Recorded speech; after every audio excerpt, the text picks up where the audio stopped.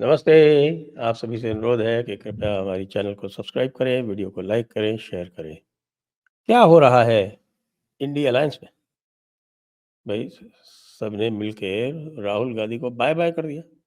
कह रहे हैं कि राहुल गांधी जो है वो हमें लीड करने की स्थिति में नहीं है। और तो और यहाँ तक कहा जा रहा है कुछ नेताओं द्वारा, इंडिया अलायंस के कुछ नेताओं द्वारा, कि साहब की जो अभी कुछ है, हमने तो इनको इसलिए चुना था। देखिए, राम गोपाल यादव ने स्टेटमेंट दिया है। राम गोपाल यादव ने इसलिए स्टेटमेंट दिया है कि हमने तो इसलिए चुना था इनको कि भाई हम अकेले बीजेपी से नहीं लड़ सकते, वरना ये तो हारने में एक्सपर्ट है। अब देखिए, ये जो जीत सकते हैं वो भी हार गए। ये महाराष्ट्र हार गए, ये हरियाणा हार गए, और उसके पहले ये मध्य प्रदेश इत्यादि सब हार गए। तो ये तो हारने के एक्सपर्ट हैं, जीती हुई बाजी हारने में एक्सपर्ट है। और हम चूंकि एक साथ हम चूंकि अकेले बीजेपी से नहीं लड़ सकते थे, इसलिए हमने इनका साथ लिया था। और चूंकि ये लगातार हारते जा रहे हैं, ये जो है किसी भी तरह से कोई लीडरशिप दे नहीं पा रहे हैं, इसलिए हमें सोचना पड़ेगा। उधर ममता दीदी कह रही है कि साहब की I am ready to lead. Oh wonderful, why don't you lead Mamata di? और ममता दी की लीडरशिप की बात आते ही साहब कांग्रेस आए बाएं शाएं बकवास करने लगी है। उनको जो है उतनी समस्या मोदी से नहीं है जितनी कि ममता दीदी से। अब क्या होगा राहुल बाबा, तुम्हारा क्या होगा? अब देखो, समस्या तुम्हारे साथ और भी बड़ी आने वाली है। तुम्हारा जो सोरोस चैंपियन है, सोरोस, जी हाँ, जिसको एलन मस्क कहता है कि he is an enemy of humanity. तो जो सोरोस ताऊ है, वो तो अब उसकी रिजीम चेंज की ताकत पूरी की पूरी ख़त्म हो जाएगी ट्रंप के आने के बाद। लास्ट जो रिजीम चेंज उनको करानी थी वो उन्होंने अभी सीरिया में करा ली। अब आगे क्या करेंगे? अब उनकी जो भारत जोड़ो यात्रा है उसके ऊपर सुनाओ इन्वेस्टिगेशन होने वाला है। क्योंकि भारत जोड़ो यात्रा में जो फंडिंग हुई थी वो कोई अलग अलग 100 एनजीओ की तरफ से हुई थी। वो सारे एनजीओ के पास सोरोस का पैसा गया हुआ है, ऐसा बताया जाता है। तो सोरोस का पैसा जो है वो गया हुआ है, कुछ उनकी ओवरसीज ब्रांचेस को गया हुआ है। वहां से क्या हवाला के थ्रू आया था, ईडी का केस बन जाएगा फिर। भाई, आप मेरी एक बात मार्क कर लो आज, और वो बात यह है कि Rahul Gandhi is going to be in serious trouble with many criminal cases coming up. और वो अपने आप आएंगे, कोई किसी की तरह से ढूंढ के कोई नहीं ला रहा है।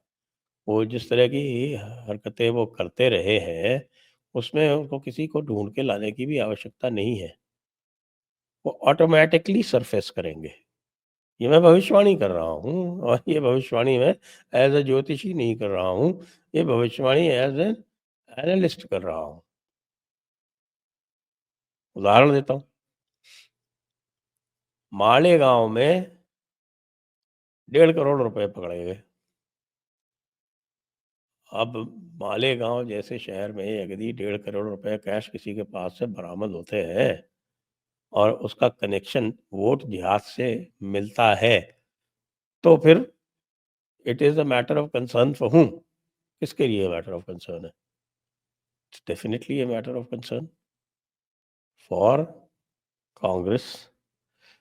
क्योंकि बताया ये जाता है कि साहब की वोट जिहाद का जो पैसा आया था वो उन चैनल से आया था जो कांग्रेस को जिताना चाहती। इसी तरह से चलता रहा तो अकलेश बाबू जो है वो उत्तर प्रदेश में राहुल गांधी से किनारा कर लेंगे। यह पूरी तरह से स्पष्ट दिखाई पड़ रहा है। उन्होंने ये कहा भी है, रेखांकित भी किया है कि भाई हमने इनको इतनी सारी सीटें दे दी है, केवल 6 सीटें जीते। केवल 6 सीटें जीते, इनको हमने 17 सीटें दी थी। 17 सीटों में से इन्होंने 6 सीटें जीती, और हम 37 सीटें जीते, जबकि हम केवल 62 सीटें लड़े थे। जी हाँ, एक सीट उन्होंने तृणमूल कांग्रेस के लिए छोड़ दी थी, भदोही वाली। तो 62 सीटें लड़के 37 सीटें जीते, 60% से ऊपर का स्ट्राइक रेट था और वहीं कांग्रेस जो थी वो 17 सीटें लड़ के 6 सीटें जीती, केवल 35% स्ट्राइक रेट था, उनका लगभग आधा। और वैसे यदि कांग्रेस का ये देखा जाए तो लगभग एक आध अपवाद कहीं छोड़ दीजिए तो उनका जो स्ट्राइक रेट है उनके रीजनल पार्टनर से सदैव कम रहता है। तो अब अखिलेश बाबू जो है वो मूड में नहीं है कि उनको कोई 60 70 80 सीटें दी जाएं और उस 8 60 70 80 सीटों पे वो 10% का स्ट्राइक रेट दें और उनके 10% स्ट्राइक रेट की वजह से अखिलेश बाबू की जो हुलिया है वो टाइट हो जाए। इसलिए अखिलेश बाबू तो पूरी तरह से अब कांग्रेस से किसी भी तरह से छुटकारा चाहते हैं। और आप देखिए कांग्रेस किस तरह के काम करती है। कांग्रेस ने अचानक उठा के उत्तर प्रदेश में अपनी सारी कमेटियां भंग कर दी। केवल अजय राय जो है वो एज प्रदेश प्रेसिडेंट कायम है। उसके अलावा उनकी पूरी कमेटी भंग हो गई, पीसीसी भंग हो गई। उसके अलावा उनके सारे डिस्ट्रिक्ट कमेटीज भंग हो गई और उसके नीचे की भी जो कमेटीज थी सारी की सारी भंग कर दी गई। क्यों किया गया अचानक, कोई नहीं जानता। भाई हारे तो महाराष्ट्र हो ना, उत्तर प्रदेश की कमेटियां क्यों भंग कर दी? उत्तर प्रदेश में तो तुम्हें प्रसन्न होना चाहिए था। वैसे भी जब ये कहते हैं अखिलेश बाबू कि आपका स्ट्राइक रेट बहुत पुअर है, तो अखिलेश बाबू को आपको ये भी तो बताना चाहिए कि आखिरकार सीटें जो दी थी आपको वो कौन सी दी थी? अखिलेश बाबू लखनऊ क्यों नहीं लड़े? उनकी पार्टी क्यों नहीं लखनऊ लड़ी? ये शहरी सीटें जो थी वो अखिलेश बाबू क्यों नहीं लड़े? कानपुर में कम से कम ये कहा जा सकता है कि भाई कानपुर में मेरठ में तो नहीं, कानपुर में कांग्रेस ने अच्छी फाइट दी। क्या अखिलेश बाबू वहाँ फाइट दे सकते थे? नहीं दे सकते थे। गाजियाबाद जैसी सीट आपको दे दी कांग्रेस को। तो कांग्रेस का ये कहना है। तो मजे की बात है, झगड़ा चल रहा है और उसके साथ में दूसरी तरफ जो है उनका जो थर्ड फ्रंट जो खुला हुआ है वो जो फार्मर्स वाला, किसानों वाला, जिसके सहारे उन्होंने 2019 में 300 प्लस वाली सरकार को भी घुटनों पर ले आया था, वो मामला बिल्कुल ही चल नहीं रहा है। और वो क्यों फेल हो रहा है?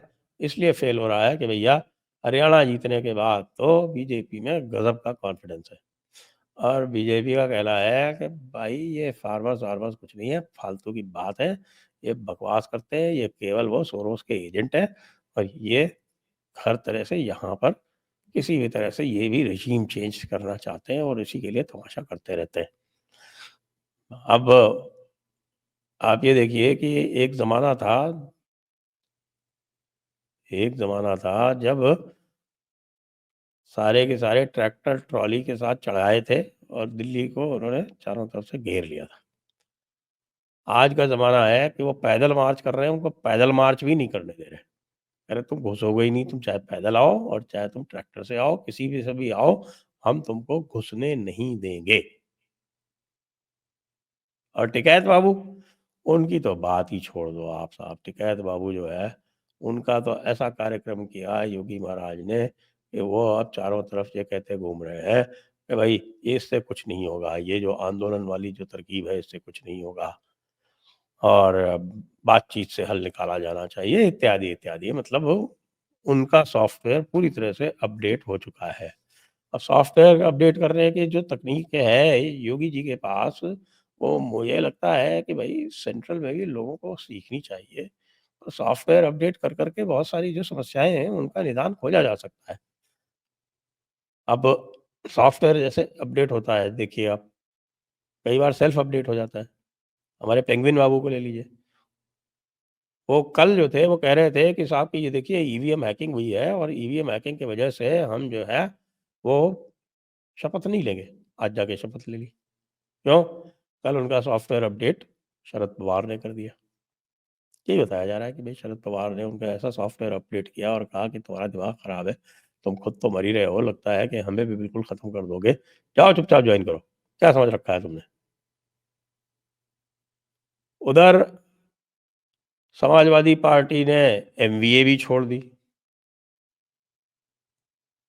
उद्धव ताऊ को ये नहीं पता है कि साहब की बाबरी मस्जिद डिमोलिशन डे पर बाबरी मस्जिद डिमोलिशन का समर्थन करें, विरोध करें या चुप रहे।